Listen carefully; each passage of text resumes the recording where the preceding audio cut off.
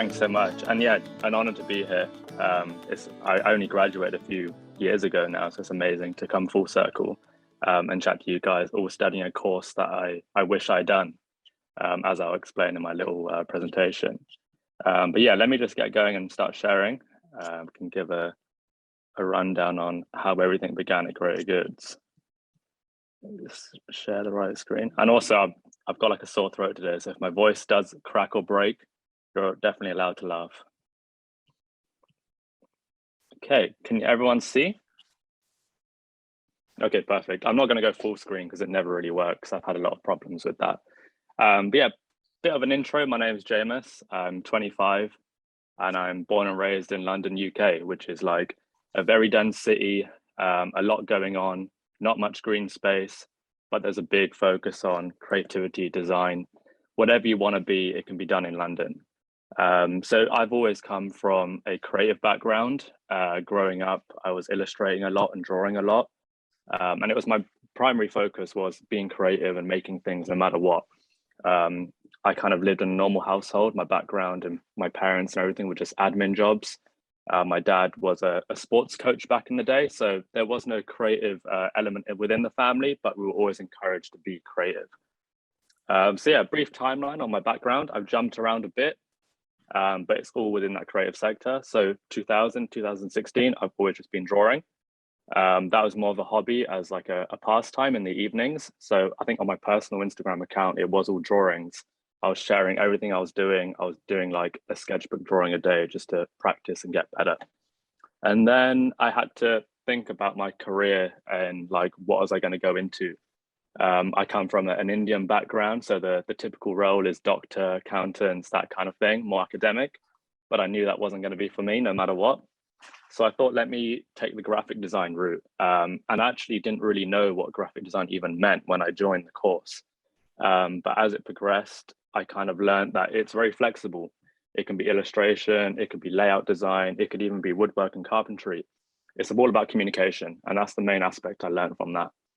And then once I graduated from graphic design, I realized I was more hands-on. I loved making things. I even often skipped the theory and designing stage and just went straight into making. So no prototyping, just straight into the end product. And then from carpentry, I jumped into textiles, which was when I just bought my first sewing machine. So I started sewing January 1st, 2019, and it was a New Year's resolution. So I bought a sewing machine and just got going with it. My second name is Tailor. So I thought, let me try and make that whole and live up to my name quite literally. So yeah, here's a few sketches I used to do back in my earlier days. It's very different from what you might know me as Greater Goods now.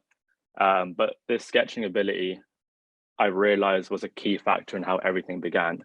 It made me able to communicate ideas just visually. I didn't have to explain my ideas much. I could literally draw something out and show people, and the idea is easily conveyed to anyone. Then went into graphic design, which is what I studied at university. That's where I learned my Photoshop abilities, Illustrator abilities, photographing, retouching, a bit of Premiere Pro. Basically, the whole Adobe suite was my primary focus. I really loved print. I loved, again, physical mediums. I wasn't too much of a on-screen wizard. I was more printed out in my hands, let me make something like that. So book layouts, I really loved InDesign, which is my go-to like software for layouts. Then carpentry. So I graduated from university, was a bit lost. I was living in my mum's house and she had a tiny garden. So I built a shed, a little woodwork office, I would say is a bit of an overstatement, but it was something where I could work from. And this is when like actually Greater Goods began. I might tap in on this later on, but Greater Goods was a carpentry woodwork project. So everything here was made from scrap wood. So the headboard you can see on the left is old pallet wood that was found in my local area. So it didn't cost anything to produce. The middle stool in the middle is offcuts from a wood joinery. So they do framing for windows, for artwork and for paintings. So again, didn't cost me a penny to make. And the last like crazy funky looking table is my end of year graphic design piece. And you're probably wondering there's no graphic design in there. but I managed to persuade my tutors into understanding it, and putting a bit of typography along the edges, which they loved. So it worked out pretty well. So that cost me like £10 to make. So it was all a very affordable process, and just using old bits of wood just felt correct to me. It saved me money. The materials are being discarded. So it's always just been a very normal process for me to use old things. It's a lot less intimidating as well because it's not a blank canvas. Again, I'll probably go into that further down the line. And then the object on the left is like, again, stool made from offcuts from the joinery. The laptop in the middle is my end of year thesis at university. We had to display our thesis in a very physical way. And I was like, okay, woodwork as my go-to. So I made a replica of my MacBook out of, again, wood offcuts. And then the print document on the screen is like a booklet document that you can take out. I done terrible in my dissertation. I got a D grade, which is like very bad, but I done well at the other aspects. So that was all I was focusing on really. And the dice at the bottom is offcuts from pallet blocks, hammered in with nails, and the red strap is from I think a Uniqlo bag. I've actually got that in my studio space just above like my door now as a reminder of how like simple and easy things can be. So yeah, once graduating, I started the Greater Goods Instagram account, which was the woodwork and carpentry, and the image on the right was a stamp that I stamped all my creations with. So yeah, made from 100% reclaimed wood was my little slogan tagline that wasn't very good. And again, it was all localized. So everything I was producing was found in my local area, primarily because I don't drive, but I kind of add that on as a little, that's the reason. But it was all in my local area, and I'd carry it home. I remember I'd go out to drinking, and like pub culture is quite big in London. So often would go out in the evening, go grab a drink. And on the way back, if I saw something, just pick it up and carry it home. And often I'd carry home like big scaffolding boards just to make benches and things from. So yeah, it was all found in my local area, and I'd sell it back to my local area. So I'd put it on the Instagram account, and then anyone that reached out and they wanted to buy it, then they would purchase it. I took like strong pride in how I photograph things and used my graphic design skills in that presentation. So just after uni, I was freelancing in the graphic space. I was doing jobs here and there, learning what I could, and then taking that home and then using those skills in Greater Goods. And that's how I could. Greater Goods is a one-man operation, so I kind of have to manage a lot of different things and learn the skills in those different things. And this was a video that I wanted funding from my university to take Greater Goods further down the line when I graduated. So they had this funding scheme. It was about £5,000, so I don't know the conversion, but say like $6,000. And it was to any new business startup. And I had to make a video, and just I was digging through what I could put in this presentation, and I just remembered making this and thought it would be great to show. Hopefully it plays. I hope it's moving on your screen.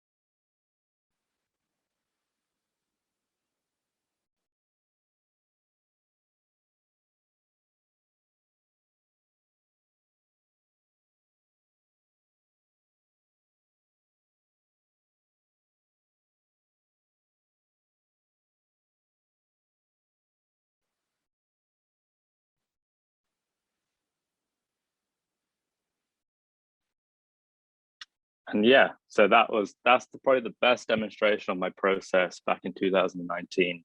When I was making a few collections for my bedroom using what I had. So that machine was my New Year's resolution. I think it cost me say $200, and it was a great investment.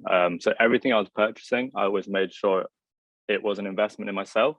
So I knew after graduating from uni, I had to build this realm that I could work within: textiles, graphics, photography. I knew I had to be a jack of all trades in a way if I was going to build my own little project from it. And now my thing is blocked because of the video square. So I'm gonna have to reopen this. Sorry about that.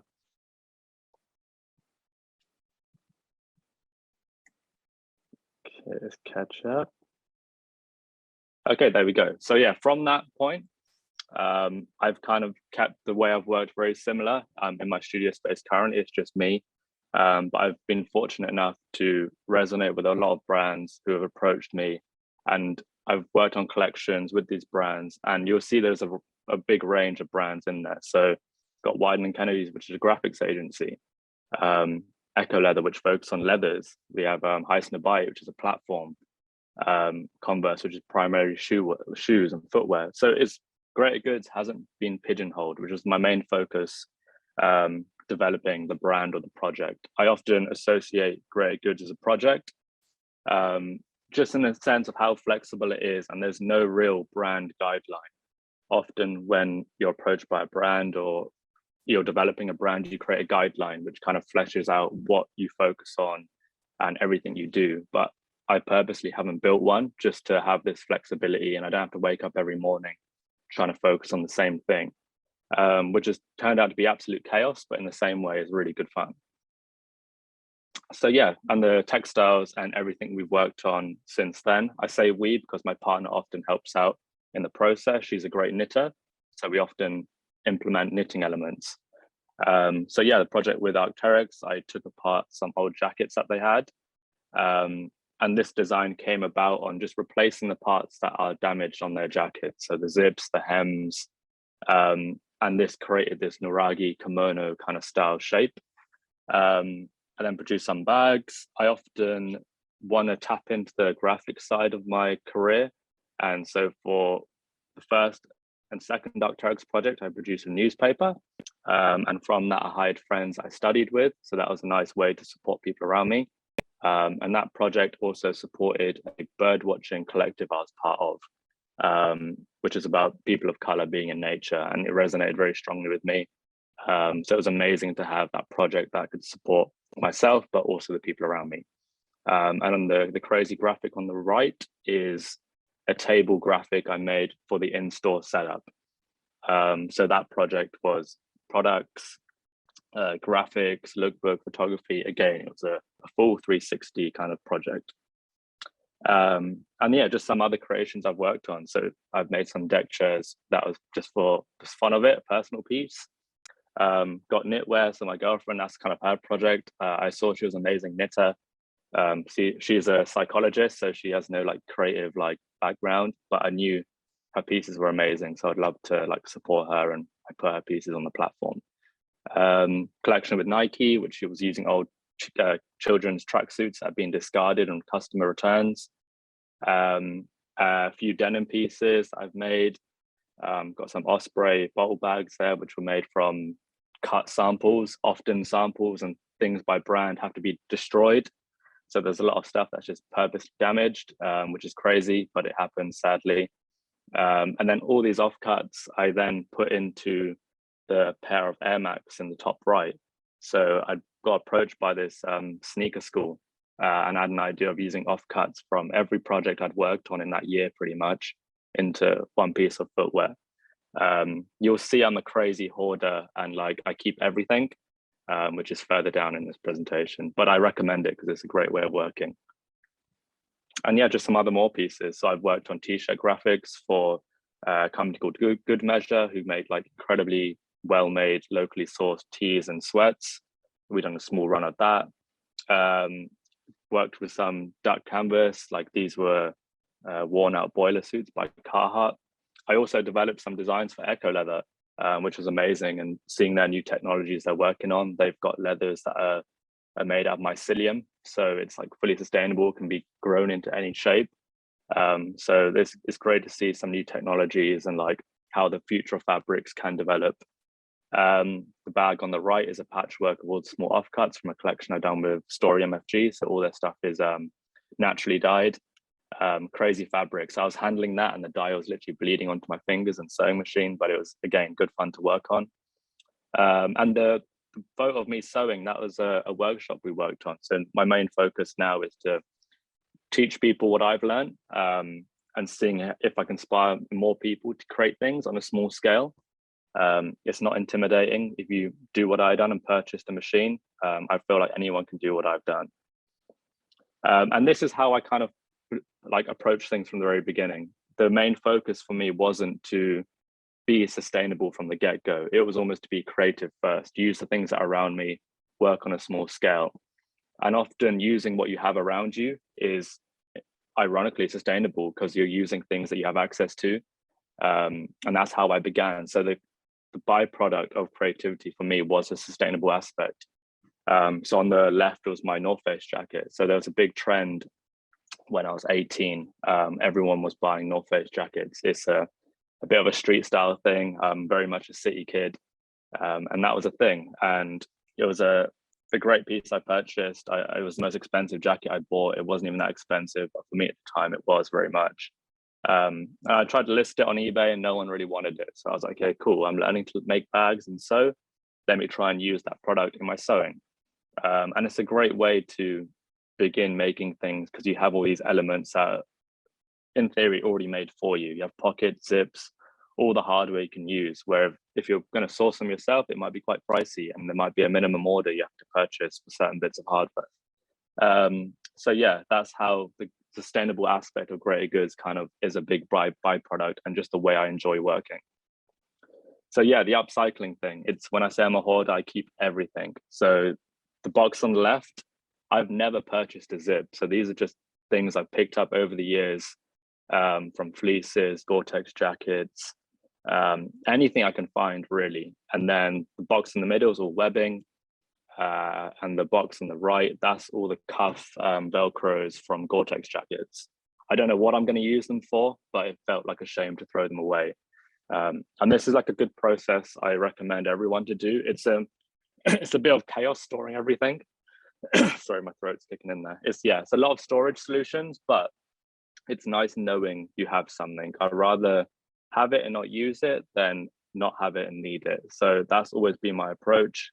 And if I can keep myself organized, then I know where everything is and I can find a zip for the perfect project.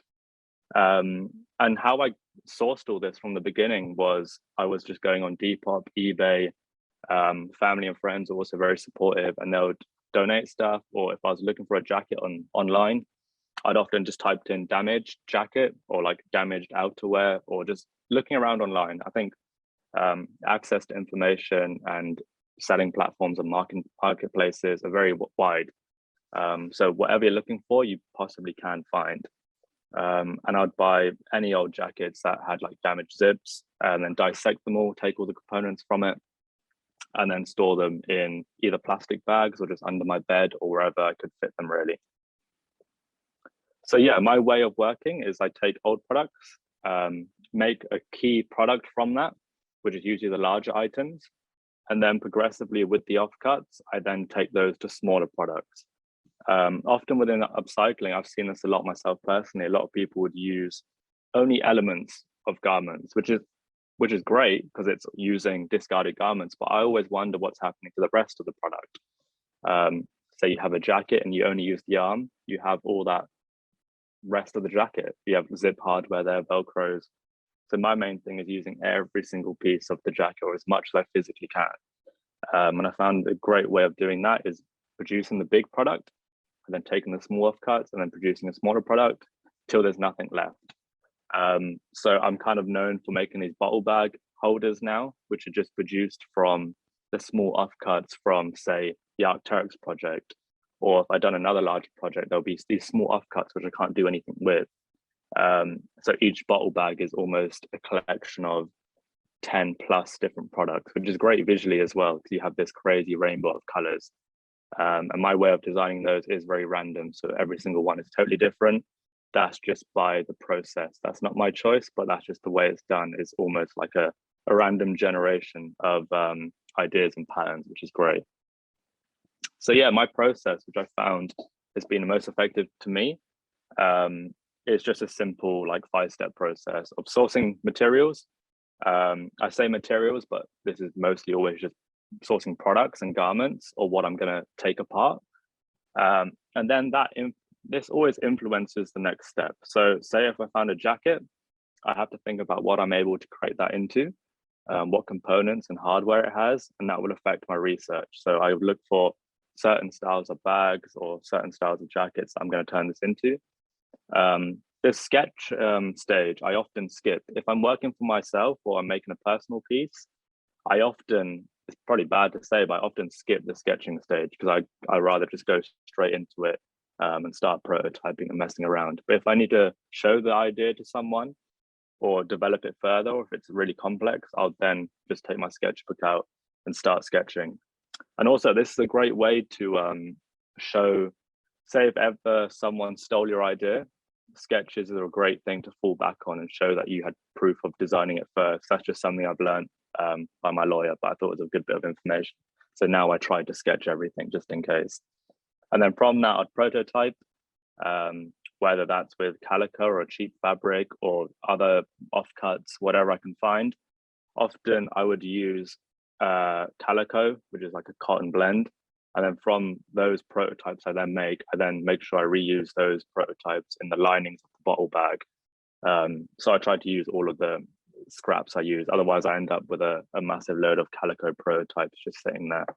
And then from that, if I'm feeling comfortable and ready, I'll then go into the final outcome or final product. And in that, I try to make sure I've fleshed out everything I'm going to add to the bag or the product. So there's no hiccups along the way. But often I'll be making the end piece and I'll be like, hey, maybe this toggle or this element can fit in this seam, and I'll add it in. So it's not a solid concrete routine or sequence I follow. So yeah, sourcing materials, I touched on it before. Previously, I was purchasing things online or being donated by friends and family. But unfortunately, when brands got involved, I was amazed at how much stuff they have. It's crazy to imagine, but an outdoor company will probably have a warehouse full of damaged product. So I've been fortunate enough to work with Arc'teryx, who send over all these destroyed jackets mainly that I can tell have been heavily skied in. Often I would open a pocket and there'll be like a ski pass in there from all over the world, really. And it's amazing to hear where that jacket's been around the world and somehow ended up in my tiny studio in North London. But then I work on like a dissecting process again. So just cutting up the jacket, reverse engineering it. So I'm sure you guys are familiar with pattern pieces. So I'll literally cut down the pattern lines. So you end up with all these flat panels, which is the best way of working with the jacket. All the small details, the zips, Velcro labels, again, I roughly cut them out and then put them to one side. And then when I get time, I'll then go back to those and then trim them down further. It's a very time-consuming process. And I do touch on the pros and cons of upcycling in this presentation as well. But it is very, very time-consuming. Often a day would be spent just getting the fabrics and products ready to start sewing and making. So yeah, the next stage is research. There's so much online and there's so many like visual ideas and like printed images. You guys have access to the crazy archive, so it's on your doorstep. But for me personally, just like speed and ease of use, online's my go-to. There's a lot of great people like selling vintage products and bags and accessories. So I often go on Instagram, start screen capping. I'm also a big fan of Tumblr. I know no one's really a fan of that nowadays, but for me, I don't know, it works really well if you follow the right accounts. Pinterest is also great. I just haven't got around to using that properly. So for this example, I was focusing on this military kind of style bag. So I was just putting references from everywhere, ideally like these military helmet style bags. And then sketches, I can't actually find the sketch of the bag I was making in this. Again, I sometimes skip that stage, but here's some examples of a more detailed one. So the one on the left was to show someone else. So I put the extra effort in. And then the one on the right is for me. And you can see how like terrible it is. It's often just a biro and a few lines dotted around with the red marker pen highlighting where I'm putting 3M reflective cord. So it's just for me to quickly reference back to just like get it out of my head and onto paper. I really recommend these dotted sketchbooks. As you can see, I sometimes don't really use the dots, but when you use them properly, it is really good. And I find like sketching for me sometimes is I come from that like more detailed sketchbook kind of layout or way of drawing, but when it comes to designing, I'd rather be quick and rough. It's just a way I found I'd rather spend more time making than drawing out and sketching the idea. But I feel like it should be the other way around. I've just made a mistake somewhere down my like textiles line. And then prototyping again, so like calico is my go-to. So I often make a rough pattern piece and then draw directly on the product. It's quite funny because I have no fashion background, so this is probably all really common sense, but I've kind of had to learn this all backwards, all through YouTube, just figuring out what works best for me. And I think that's the key thing to like take in, especially if you're studying. You're often taught a way of how to do things, but if it doesn't suit you, or if you found a way personally that works better for you, then always go with that. I found for me personally, I learned things like in my graphic course.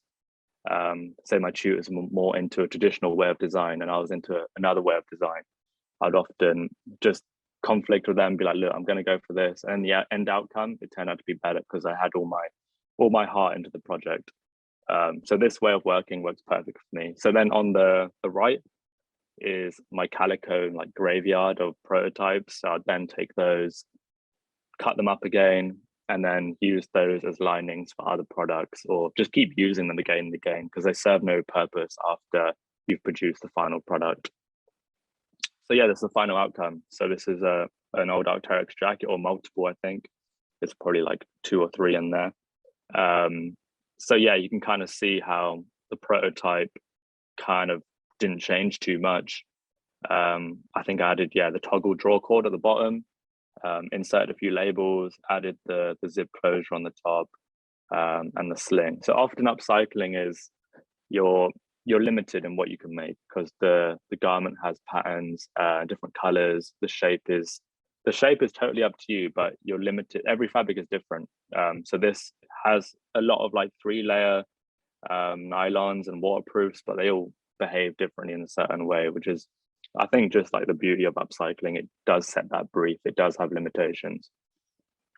So yeah, the pros of upcycling. This is what I found just doing greater goods and working with these products is, again, it sets a brief. Limitations, they can be good. I find blank canvases and like clean sheets of paper intimidating. I don't know where to start. So it's often quite nice being given a product and then thinking how you can rework it. And pros of that, it can be cheap. If you get given a jacket or someone's donated something, or often just walking in my local area, people just have things thrown out like on their front wall of their house. Again, it's another way of city living where things are a bit messy, but like I could find products quite easily. Again, those products have lots of components and hardware, so I don't have to purchase a zip, elastic or toggles or Velcro. It's all in that jacket. You're using a discarded product. It's going to be thrown away. It's essentially going to waste. So there's nothing best than breathing new life into it and keeping it in circulation. And upcycling, every piece is unique. I've never created the same piece twice, and that's not by choice. That's just purely because I can't. I can't get the same product again and make it exactly the same way with the same colors. In terms of the design, I can, so that the pattern and layout, but there's going to be paneling within that pattern piece because it's all quilted together almost. That makes each one unique, which is almost a selling point in a way. And another element is sometimes the jackets have imperfections. So there's a lot of brands that do like focusing on that worn and wear kind of style. So I've always loved imperfections, and that kind of stems from my woodwork days where like a wood will have a scratch in there or not. And often knots in woodwork are a bad thing because it like blunts your saw blade or it tears the wood out. But I always like the look of it. And that's kind of translated in textiles where a lot of the jackets I used are used in skiing. And they have tears, like burn marks, all sorts. But for me, that's carrying a story in that product that carries down the line. And then the downsides of upcycling, again, the limitations, it can be a negative.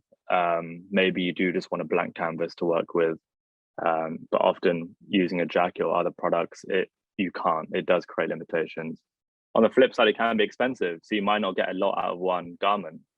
Say you bought a damaged jacket for £10, $20, and then you don't get a lot out of it. Turns out it's absolutely ruined. Then it's expensive. You wasted that money. The scale aspects always coming up with me. It's often hard to produce loads, or make things repeated again. So scaling is really tricky, but that just depends on how you approach it. And time consuming. I've touched on this before, but it's almost double the amount of work. You have to take things apart and then ironically put them back together almost. So you're doubling your time spent on one product. Hard to replicate styles. This kind of touches into like the scale and repeatability. You have to kind of embrace the one-on-one unique aspect.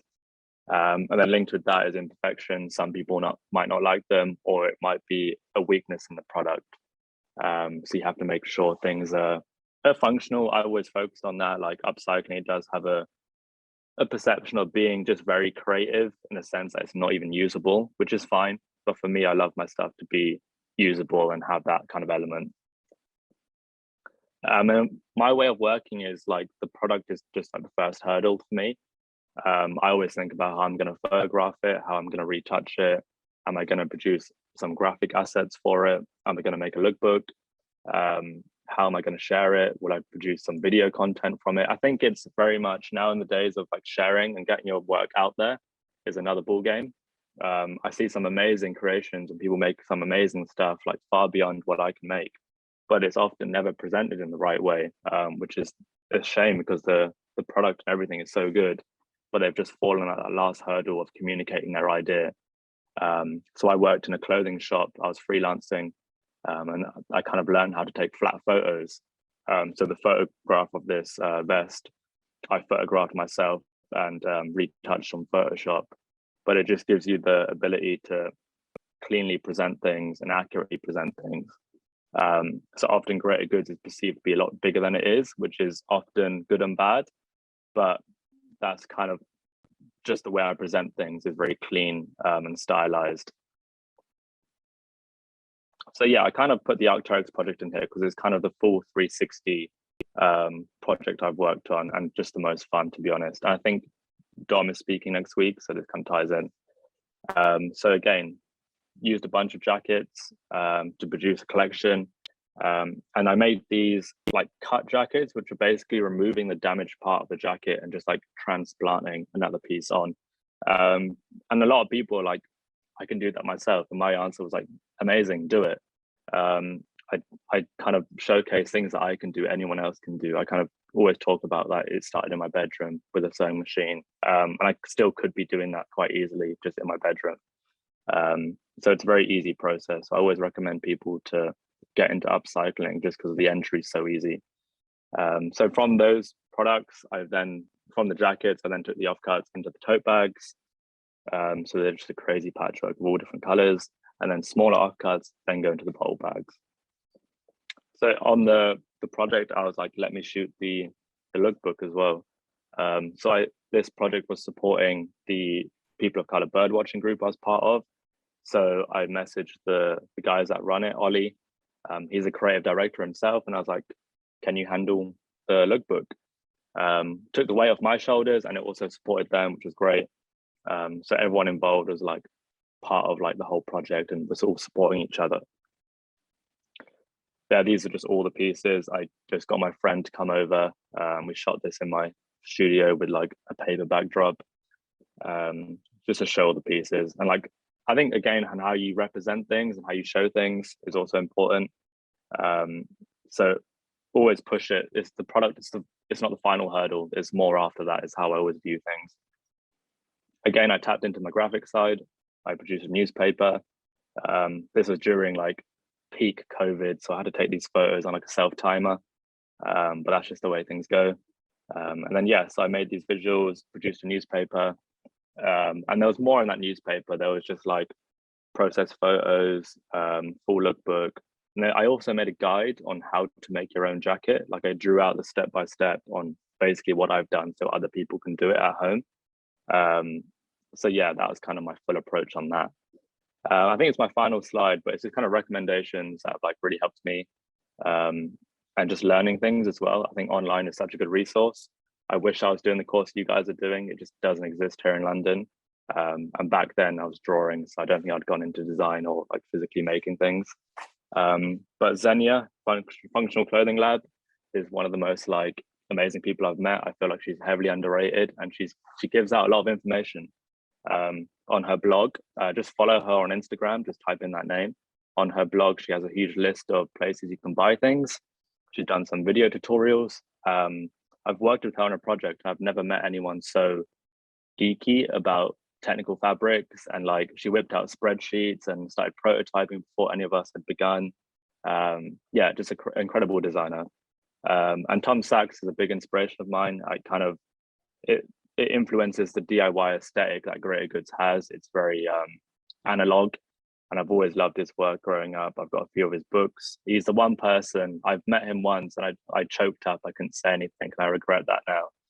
But he has a TED talk, which is really good, and it's about finding your own voice and just being a creative person, like developing on that. I think you probably all read this book maybe, but Let My People Go Surfing is amazing. I think I'm on the last few pages of it now, but it kind of just is a blueprint for starting your own business, or like having core values and foundations from the get-go. A lot of brands now I feel like are backtracking, which is great because it's like it needs to happen. But Patagonia, reading this book, it kind of showed me that it had the correct ethos and ethics from the very beginning, which is amazing to see in such a time. And I think, yeah, that's it. Thank you guys. Hopefully I didn't rush through all that. But I'd open the floor to any questions. And yeah, I think that's everything.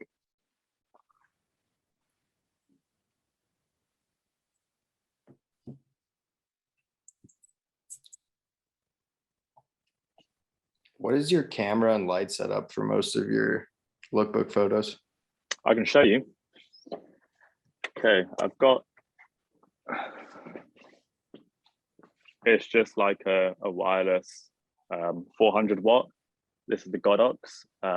It's a lot cheaper than Profoto and any of the big names. So I often use a single light setup. I don't use a reflector or anything because I quite like the shadow drop it gives. And I've got some coloramas. There's a short white roll there, which I kind of use. And then my camera is I think an ATD. Yeah, an ATD with 18 to 35, and that kind of covers everything. I've got a collection of cameras, but this kind of does all the work for me. And then I edit in Photoshop. I tweak everything and sync everything in Lightroom. So if I take 100 product photos, I'll edit one, and then in Lightroom, you can sync that edit to all the other 99. I recommend it to everyone because it's a great workflow and it's amazing to use. Quite easy to learn as well. And then from that, I'll take it into Photoshop, and that's when I'll liquefy and neaten all the product photos, tweak the levels a bit more. It can be a bit long-winded, but I feel like it's worth the effort put in for the visual outcome afterwards.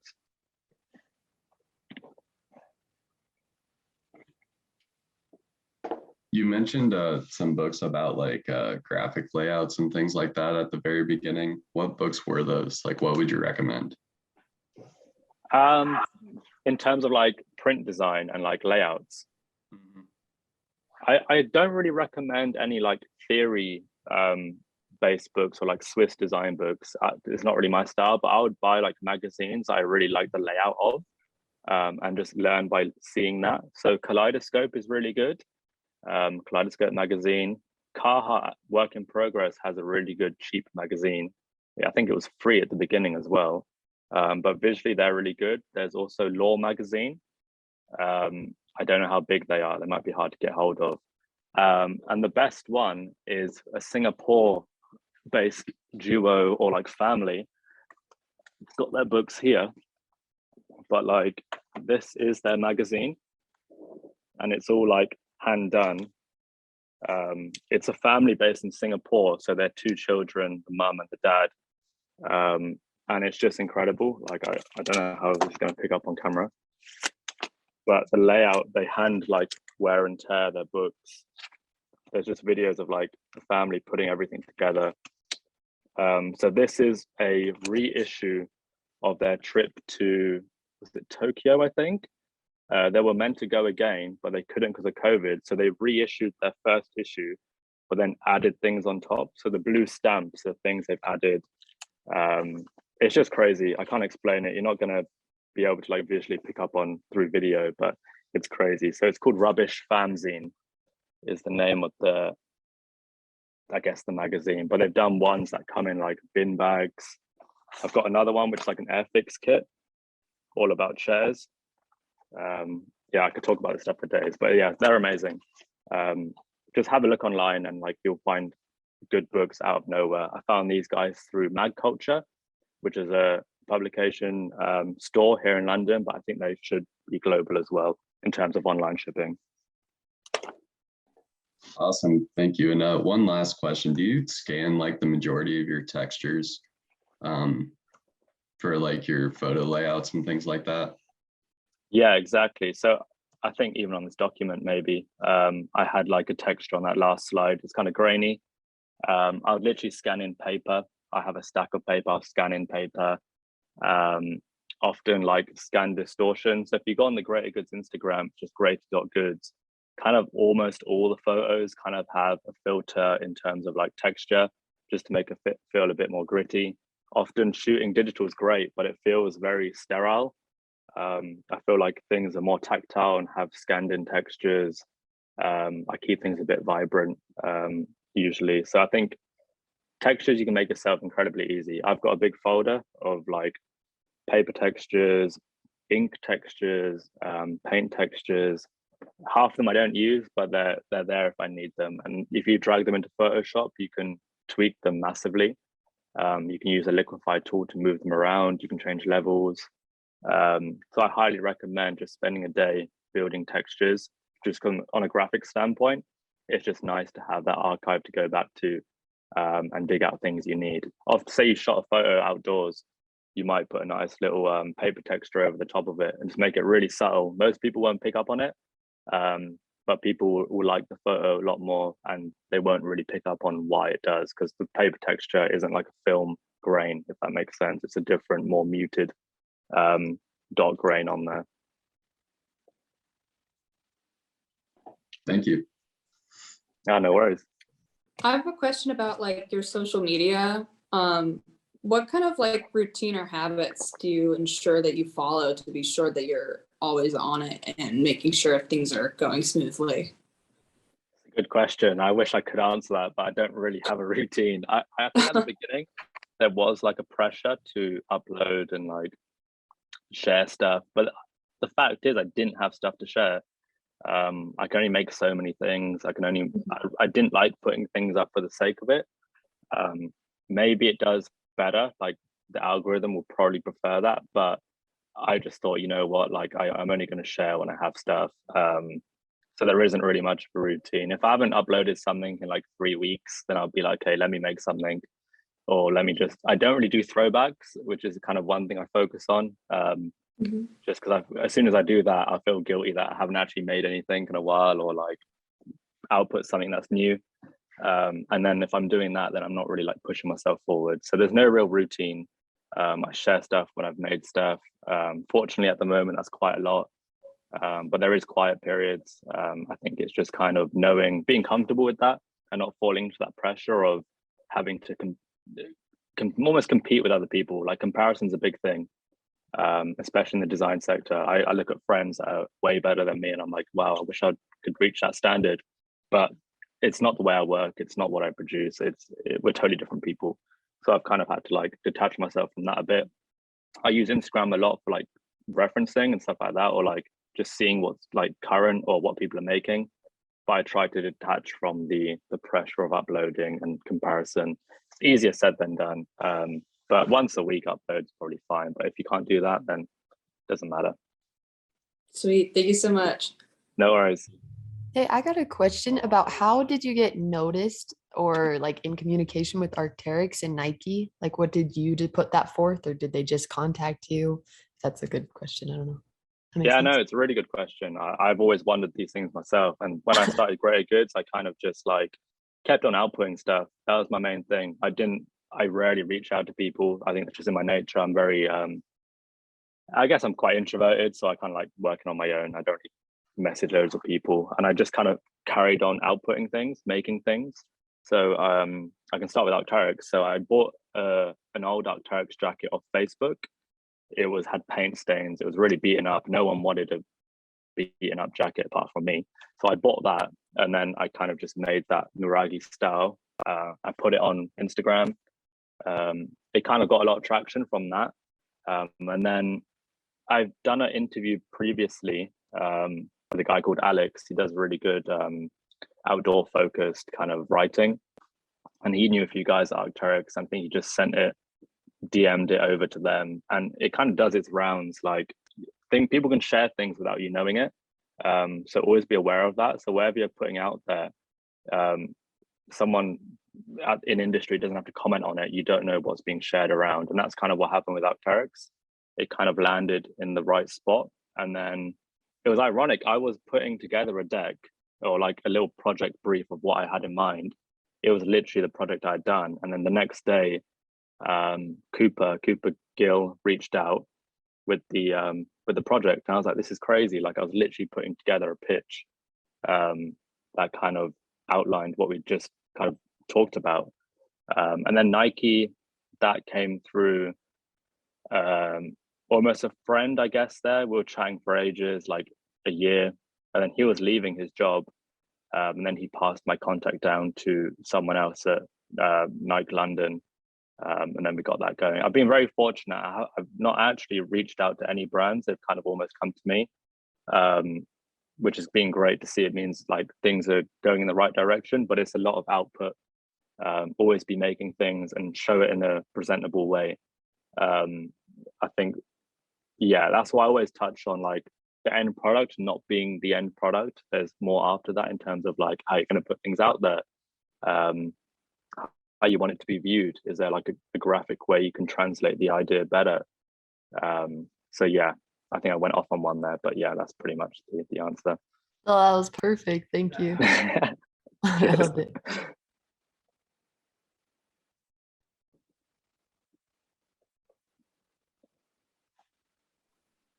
I have a quick question. I'm just curious what your thoughts are for the future. I know with upcycling, there's only so much upscaling you can do.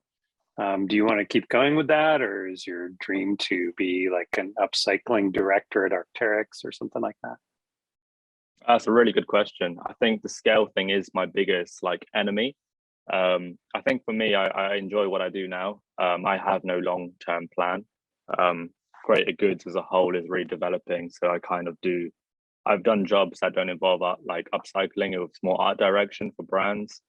We're doing some styling work as well. So it's Greater Goods is good, becoming its own entity. It's not just pure upcycling, but at the heart, the making and the design is there. So I've not set a solid plan of where I want to be or where I want to take it.